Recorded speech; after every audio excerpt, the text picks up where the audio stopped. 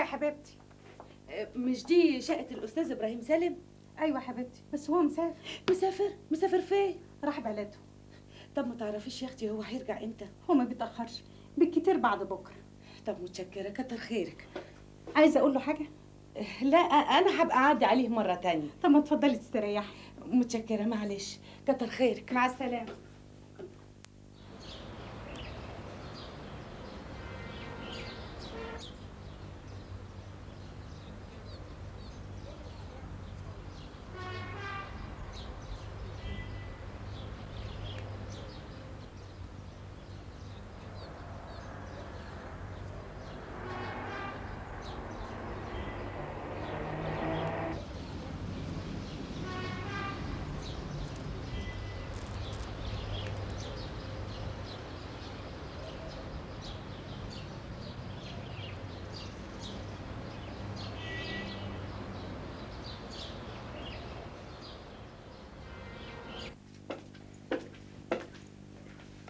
سعيدة يا ماما.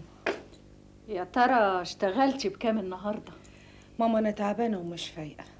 ولا هتفوقي ابدا.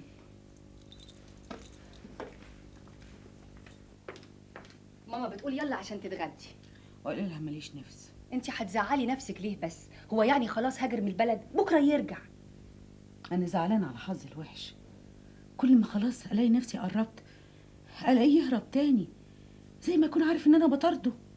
يمكن الاستاذ شكري ده قال له حاجه. لا ما افتكرش. انتش عرفك. أنا رتبت معاه كل حاجة، فهمته إن أنا صحفية وبعمل موضوع ومش عايزة إبراهيم يعرف. خلاص يبقى اطمني. طمن إزاي بس؟ انت هتشيلي الهم قبل اوانه ليه بس؟ انت تروحي له بكره ان شاء الله هتلاقيه.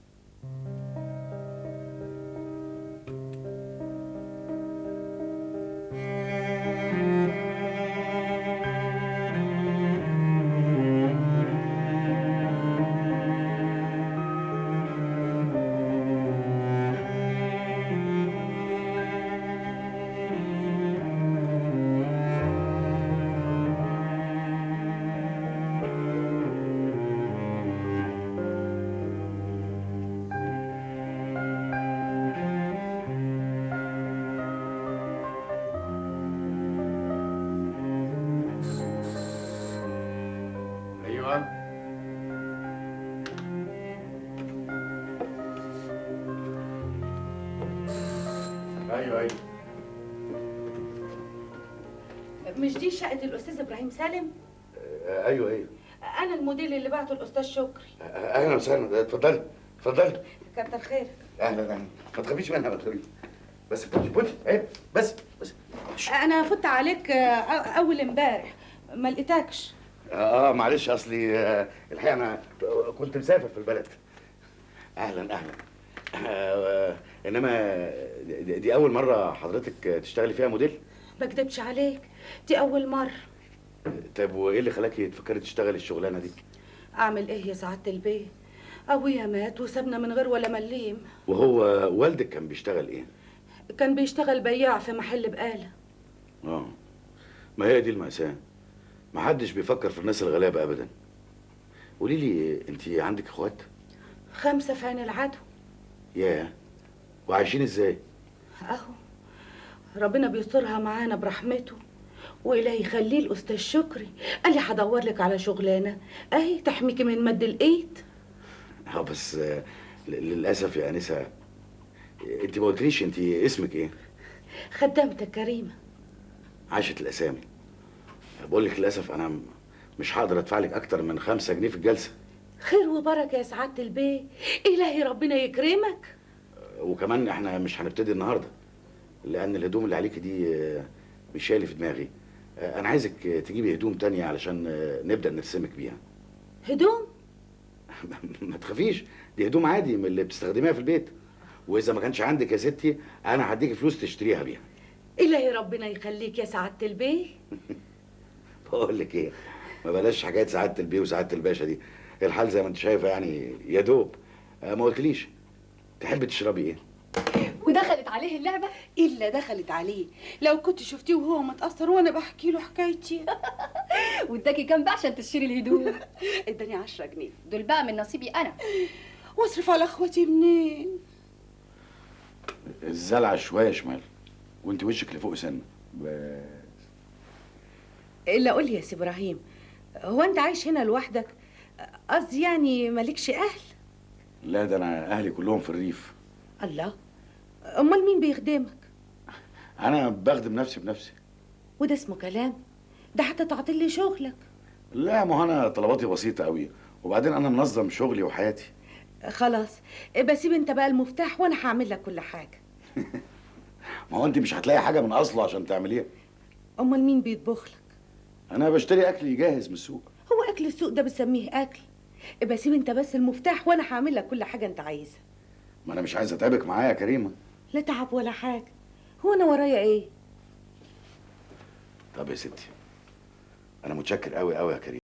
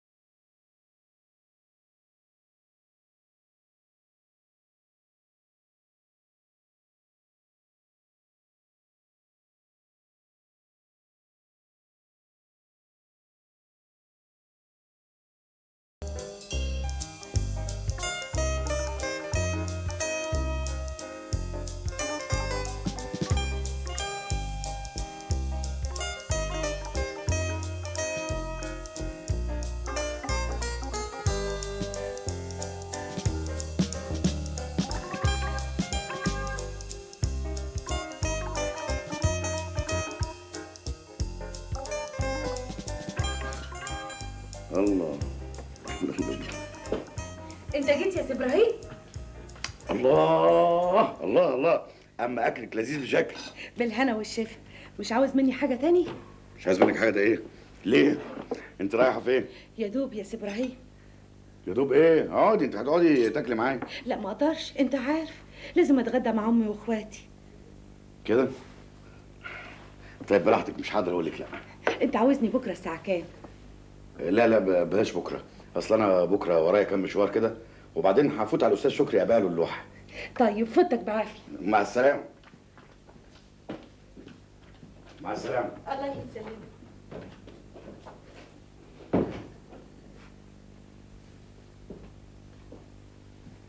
وانت اكلتي ولا لسه؟ ايه؟ بسم الله الرحمن الرحيم.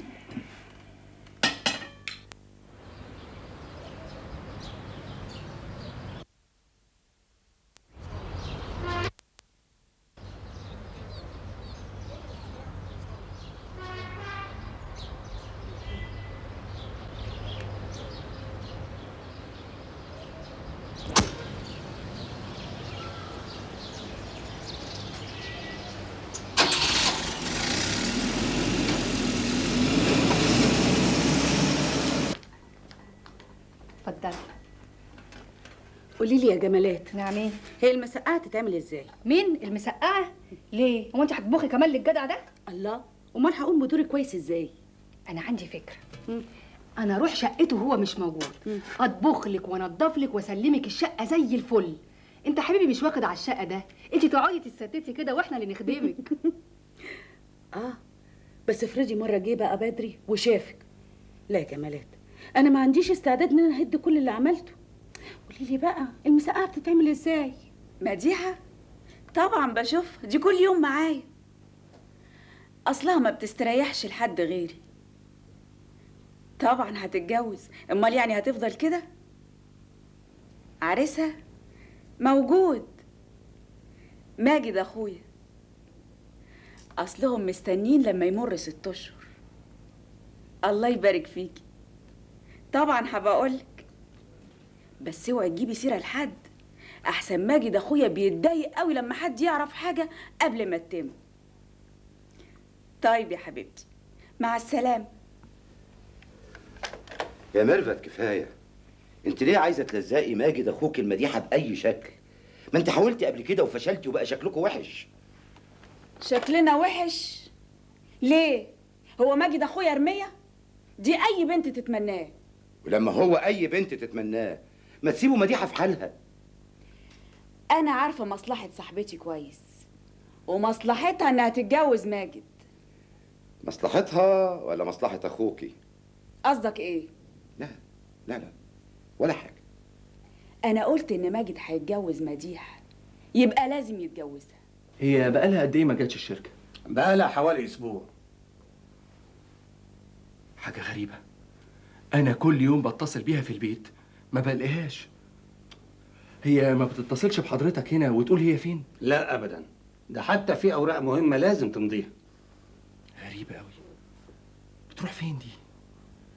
يا فندم؟ لا ابدا مفيش حاجه، بس لو سمحت اذا حضرتك شفتها قول لها ان انا سالت عليها. حاضر.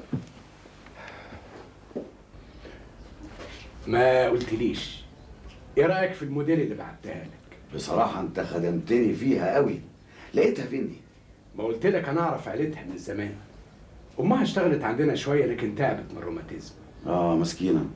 ما هي كريمه فعلا حكت لي على الظروف الصعبه اللي هي عايشاها. لا دول ناس كويسين قوي رغم فقرهم، لكن اخلاقهم عاليه قوي. فعلا يا اخي انا مش قادر اتصور واحده في جمال كريمه دي تتمرمط بالشكل ده عشان لقمه العيش. طب لو ما كانتش حلوه كانت هتصعب عليك؟ اكيد اي واحده في ظروفها هتصعب عليا. يا ريت كان في ايدي وانا كنت اسعد كل الناس اللي بالشكل ده. ما انت بتسعدهم بفنك يا اخي.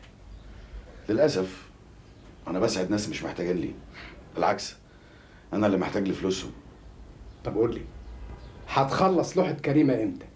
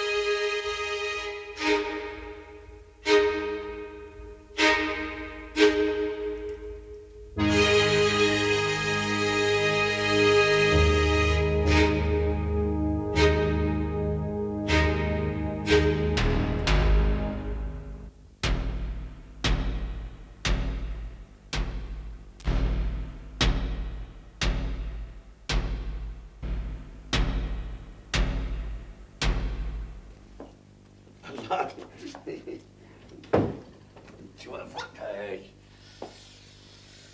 ايه ده؟ الله، انت لسه هنا؟ اصل ما لحقتش اوضب الشقه بعد ما طبخت، يا دوب لسه مخلصه. ها قولي رايك ايه بقى في نظام الشقه دلوقتي؟ مش معقول، ده ايه القلبه اللي انت عملتيها ده؟ ده بقى بيطلع عظيم فعلا. يا سلام، الحقيقه انت بتحرجيني. انا مش عارف هرد جمالك دي كلها ازاي. ما تقولش كده يا سي ابراهيم، ده انت تستاهل كل خير. وانت كمان يا كريمه. اللي قول لي يا سي ابراهيم، انت بتحب المسقعه؟ مسقعه؟ وايه اللي جاب سيره المسقعه دلوقتي؟ يعني بتحبها؟ ده انا ما اكلتهاش من زمان قوي. طب تعالى معايا. في ايه؟ ايه ده؟ بسم الله ما شاء الله، وبقليل وشيء جميل. ايه رايك بقى؟ قمر عسل. اياك بس تعجبك. انت كل حاجه بتعمليها بتعجبني. وشفت دي كمان؟ الله، مكرونه بالبشاميل، ده انا بقالي سنين. انما قولي لي بقى، انت جبت فلوس الحاجات دي منين؟ ده انا كل اللي سايبهولك 2 جنيه. يعني خير ربنا كتير يا سي ابراهيم. ايوه خير ربنا كتير، الحمد لله ما قلناش حاجه، بس انت دفعتي كام يعني؟ اقصى عليك يا سي ابراهيم. طب خلاص انا مش هدوق الاكل ده. ليه؟ دي حاجه بسيطه. طيب امسكي دول. ايه دول؟ دي حاجه بسيطه. الله، انت عايز تكسفني يا سي ابراهيم؟ امسكي بقى، انت عايزاني ازعل منك ولا ايه؟ لا، هو انا اقدر على زعلك؟ اتفضل بقى لحد ما انا احضر لك الاكل. طب مش ممكن اتطفس وادوق حاجه تانية؟ لا انا هحضر صح كده.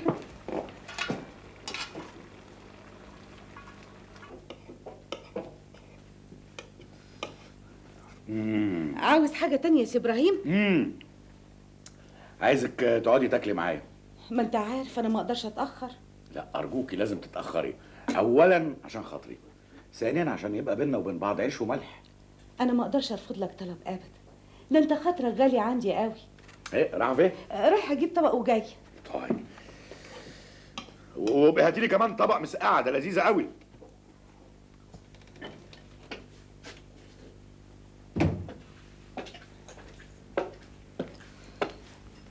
سعيده يا ماما.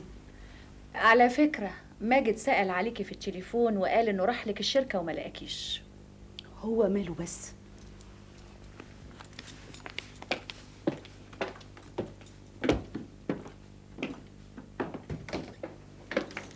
ايه الاخبار؟ استني شويه يا جمالات، انا مش فاضيالك.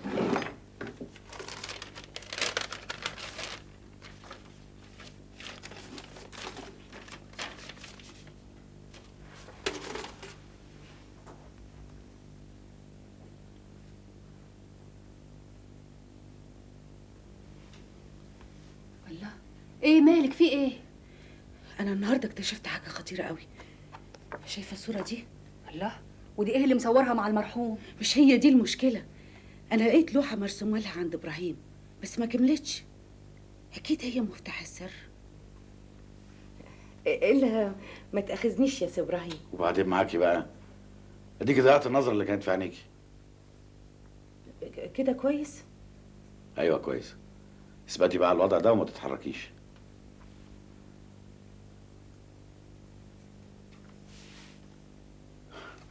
انت باين عليكي تعبتي. طيب تقدري تاخدي 5 دقايق راحه. كتر خيرك.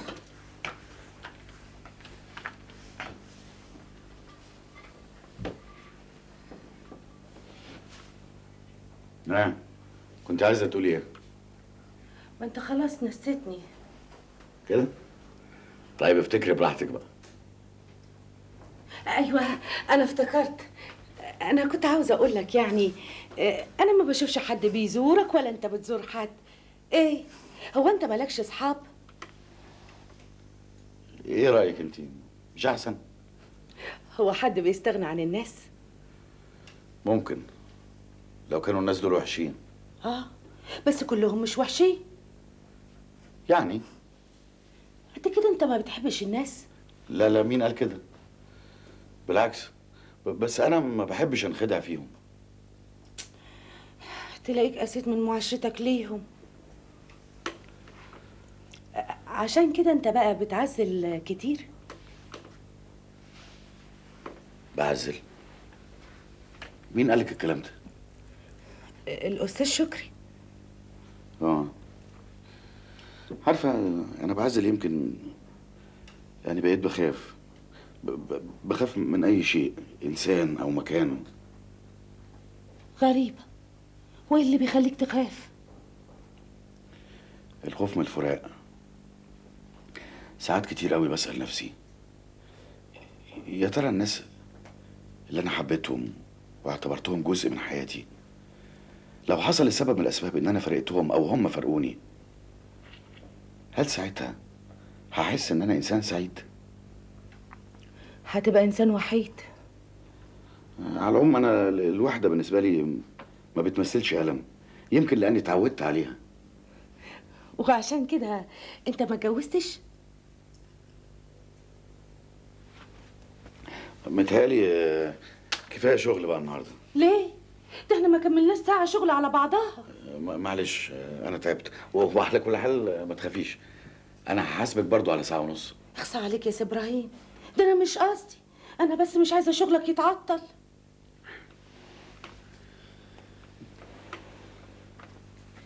ايه دي يا سي ابراهيم؟ لا مالكيش دعوه بيها، دي لوحه لسه ما كملتش. وعشان كده مغطيها؟ ايوه انا اصلي ما احبش حد يشوف لي لوحه لسه ما كملتش. ومديحه مشغوله في ايه اليومين دول يا طنط؟ والله يا بنتي شغل الشركة واخد كل وقتها. دي يا حرام بتخرج من 8 الصبح ما ترجعش غير 8 بالليل. يا طنط، كل الوقت ده في الشركة؟ حضرتك متأكدة من الكلام ده؟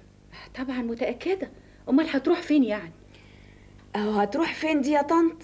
هي اللي جابتنا النهارده. تقصدي ايه؟ انا مش فاهمة حاجة. ماجد هيفهمك على كل حاجه.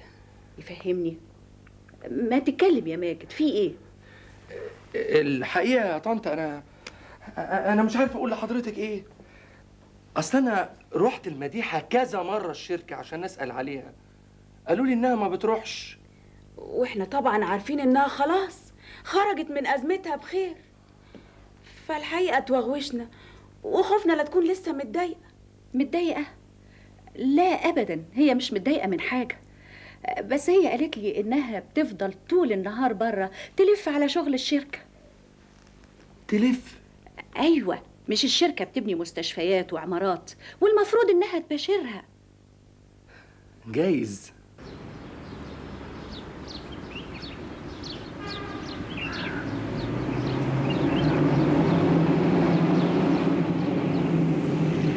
ست مديحه، ست مديحه، تعالي من هنا بسرعه، تعالي. في ايه بس يا جمالات؟ اللي ما يسموا قاعدين جوه مع الست الكبيره ميرفت وماجد. العقربه وخيبه الامل. طب هيقولوا ايه لو شافوني وانا كده؟ امال انا واقفه هنا من الصبح مستنياكي ليه؟ دول عمالين يعصروا ويقرروا في الست الكبيره. ماما قالت لهم حاجه؟ لا، قعدت تلف وتدور بيهم، ما عرفوش ياخدوا منها اي عقد نافع. يلا بقى، واقفه كده ليه؟ اطلعي على اوضتك وما تنزليش منها. تفتكري هيمشوا؟ دول هيفضلوا قاعدين لحد ما انزل لهم. وبعدين بقى في اللزقه المهببه دي. ولا يهمك، انا هطلع اوضتي واغير هدومي وهنزل لهم، بس هنزل لهم مديحه هانم. ده احنا اتأخرنا قوي.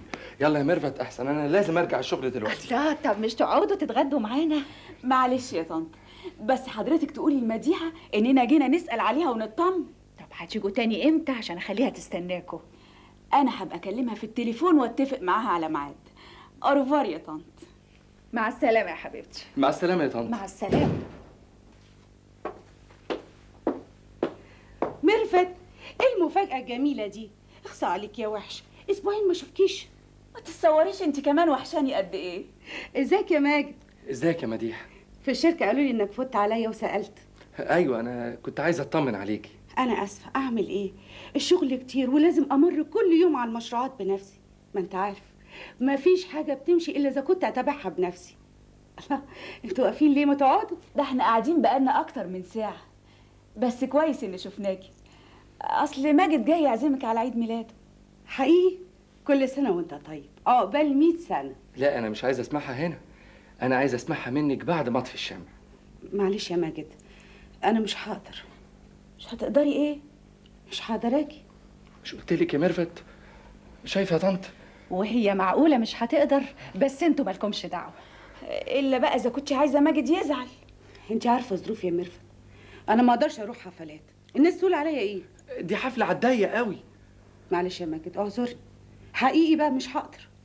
انت هتفضلي عامله في نفسك كده لغايه امتى؟ انت صغيره يا مديح ولازم تعيشي حياتك. تقدري تقولي لي ايه اخره الحزن ده؟ هيرجع لك اللي راح. اللي راح مش ممكن يتنسي بالبساطة دي. سمير كان كل حاجة في حياتي. يعني انا ماليش خاطر عندك يا مديحه؟ على العموم احنا هنستناكي، يمكن تفوقي لنفسك وتسيبك بقى من الحالة اللي انت فيها دي. انتوا ازاي يا طنط سايبينها تعمل في روحها كده؟ والله يا ميرفت انا غلبت معاها. طيب يا طنط، طيب أرفار. مع السلامة. مع السلامه يا مديحه. مع السلامة يا ماجد.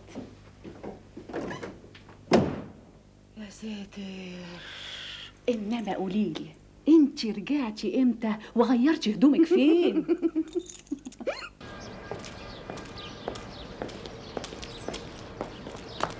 دي حتى ما اهتمتش وسالتني امتى عيد ميلادك.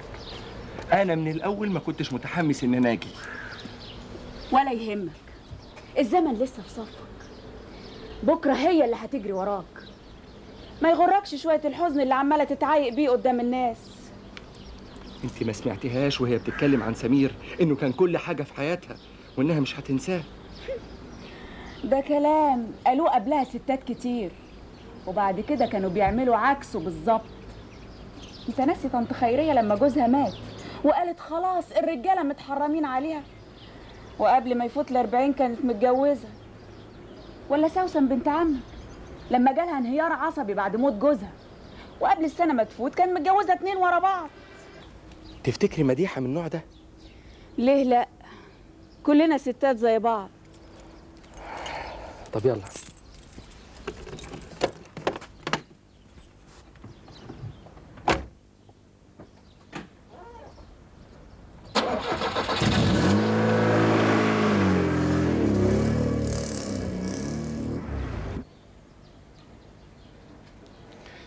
ايه رايك؟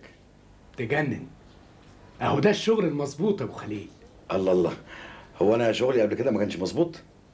مش عارف، انما في كام واحد قال لي انه كان فيها غم شويه، لكن الصوره دي بقى كلها فرحه، فلاحه، لبسها، الالوان. طيب ما دام عجبتك كده ايدك بقى. لا ما تستعجلش، الصوره دي انا هعمل لها ترتيب تاني. ترتيب تاني؟ ايه، هتديني اكتر من اللي اتفقنا عليه؟ لا، هعرضها لحسابك وهاخد 20%. مبسوط؟ لا لا لا يا عم، ابعدني عن مسائل البيع والشراء دي، انا خيبان فيها قوي. ايدك انت بس على 100 جنيه احسن، انا محتاجهم قوي. صدقني اللي بقوله لك ده اكسب لك. ايه، مش هتقدر تستنى يومين بالكتير؟ انا هجيب لك فيها مبلغ كويس قوي. انا مش فاهم حاجه، ايه كرم الاخلاق اللي نزل عليك مره واحده ده؟ من ايه بقى؟ ضميري وجعني، انا كسبت من وراك كتير قوي، يعني اعمل لك خدمه ولو مره واحده في العمر.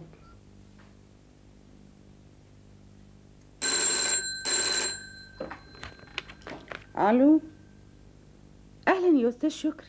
ها، اخبارك ايه؟ جاب لك اللوحه؟ كويس قوي، ابعتها لي على البيت وانا هبعت لك شيك ب 500 جنيه. متشكره قوي، مع السلامه. ها، مفيش اخبار جديده؟ لسه يا جمالات، الظاهر انه مفيش فايده. هو ايه اللي مفيش فايده ده؟ وكان لازمته ايه بقى وجع القلب ده كله؟ اعمل ايه؟ انت ما تصوريش هو كتوم قد ايه. كل ما يلاقي نفسه هيقع بكلمه كده ولا كده يقول لي كفايه النهارده يا كريمه، انا تعبت. طب والصوره ما جبتوليش سيرتها؟ صوره ايه؟ اللي انت قلتي لي عليها، اللي كان مغطيها. انا سالته عليها. ما تصوريش هو وشه اتغير ازاي، وقال لي ان هو مغطيه علشان ما كملهاش. لو صحيح ما كملهاش زي ما بيقول، يبقى فين صاحبتها وليه ما كملهاش؟ انا مش قادر اصدق نفسي، لوحه ب 500 جنيه، معقوله دي؟ الف مبروك يا سي ابراهيم، ده انت تستاهل اكتر من كده. ما هو كله بفضلك يا كريمه من بعد ربنا سبحانه وتعالى. طبعا انت تعبت معايا جدا على ما قدرت اخلص اللوحه دي. ما هو تعب بفلوس برضه يا سي ابراهيم. لا لا لا، فلوس ايه؟ ما تحطيش في دماغك، ما هو كمان اللي اشتراها ما اشتراهاش غير لما لقاكي فيها. ما تقولش كده يا سي ابراهيم، امال مين اللي رسم ومين اللي لون؟ على فكره انا عايز اعتذر لك على اني اتاخرت عليكي في ثمن اخر جلستين. اخصى عليك يا سي ابراهيم، ده انت خيرك مغرقني. لا خير ايه بقى، معلش. على كل حال خدي دول دلوقتي. كتر خيرك، بس ده اكتر من حقي.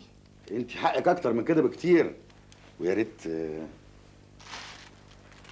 يا ريت تقبلي مني الهديه البسيطه دي. ايه دي؟ ده فستان شفته وعجبني، على الله يعجبك انت كمان. ربنا ما يحرمنيش منك. هو النهارده في شغل؟ لا لا لا، النهارده خلاص اجازه بقى.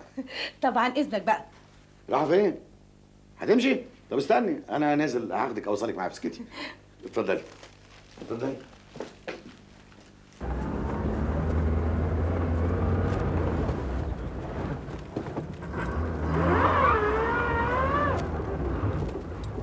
مديحه، عاوز ايه يا جدعان؟ عمال تكسر علينا بعربيتك، هي ايه الحكايه؟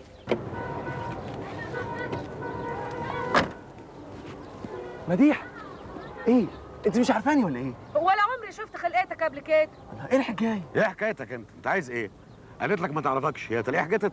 انت دخلك ايه اصلا؟ انت مين؟ ايه اللي انت مالك؟ غور بدل ما اديك على وشك. طب اوعى ايدك. يلا.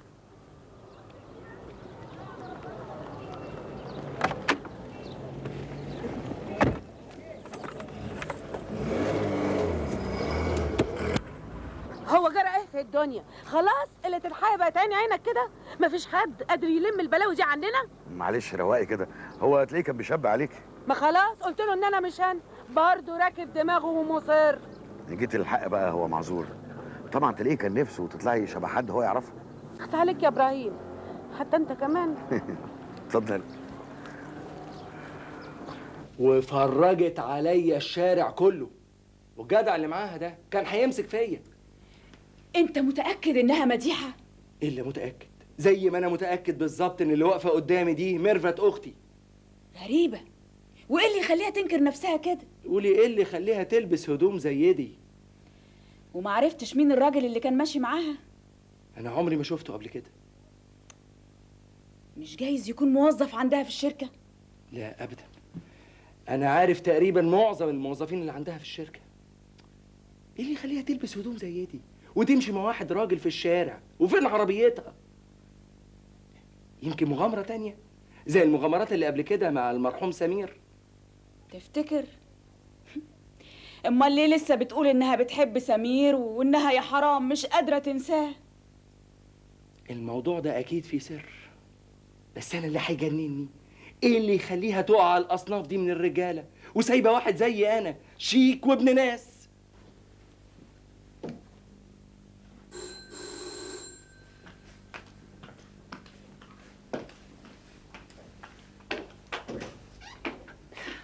العواف يعافيك يا خال.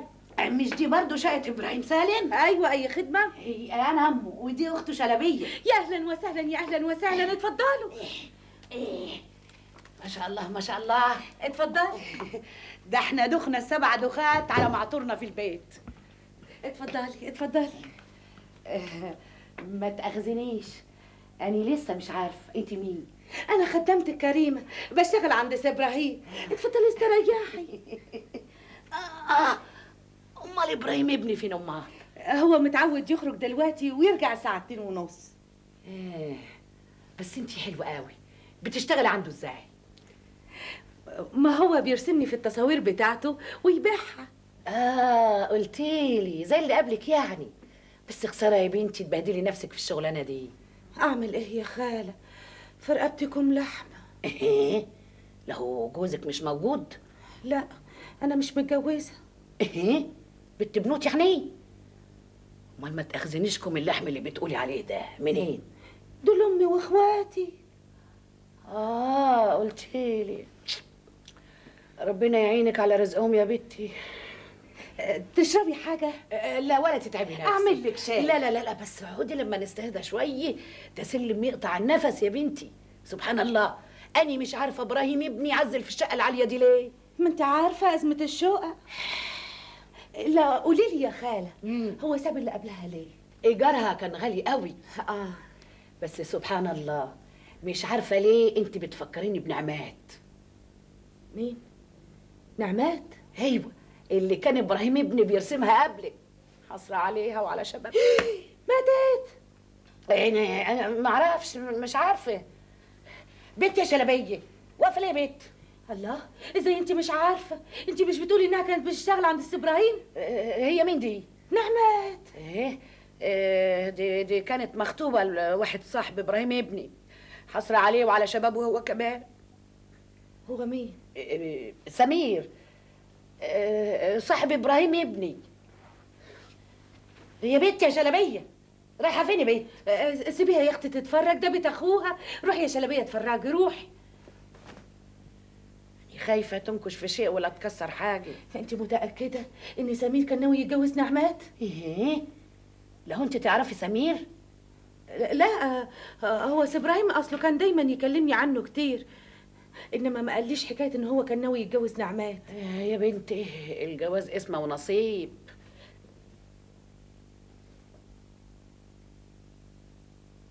بنت يا شلبيه، انت يا بنت بتعملي ايه يا عم؟ تعالي. بشوف يما التصاوير، حلاوه يا ولاد. شوفي يما. يخيبك، دي صوره نعمات يا بنت. هي دي اللي كان هيجوزها سمير صاحب سي ابراهيم؟ هي بعينها كانت بنت حلال وبتحب سمير قوي. وهو كان بيحبها؟ ايه؟ امال كان عايز يتجوزها ليه؟ الله، طب وما اتجوزهاش ليه؟